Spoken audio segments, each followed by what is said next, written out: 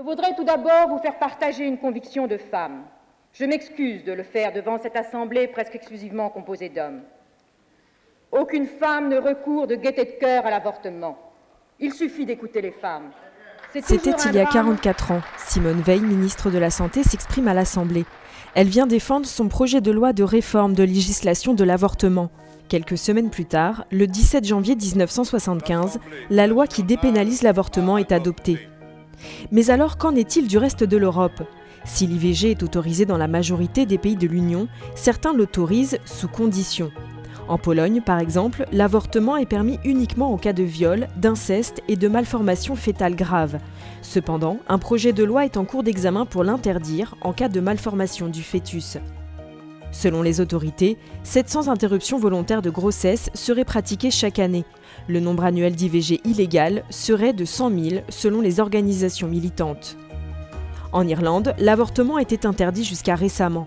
En mai dernier, 62,18% des Irlandais ont voté pour autoriser l'IVG, alors que 5000 Irlandaises pratiquent chaque année une IVG au Royaume-Uni ou commandent sur Internet des pilules abortives. Au Royaume-Uni, l'Absorption Act de 1967 a légalisé l'IVG. Celui-ci n'est possible que si 2 médecins donnent leur accord pour raisons médicales ou sociales. 198 000 avortements ont été pratiqués en 2015, moins qu'en France. La Finlande, elle, interdit l'IVG entre 17 et 40 ans.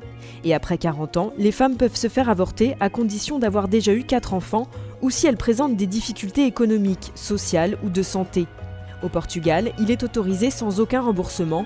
Les femmes doivent assumer elles-mêmes les coûts liés à l'avortement et doivent être accompagnées psychologiquement. Enfin, en Italie, l'avortement est légal. Cependant, 80% des médecins font appel à leur clause de conscience qui leur permet de refuser de pratiquer une IVG. En 2017, entre 15 000 et 20 000 avortements clandestins ont été pratiqués selon l'Institut supérieur de la santé. D'autres États comme l'Allemagne imposent un délai de réflexion de quelques jours.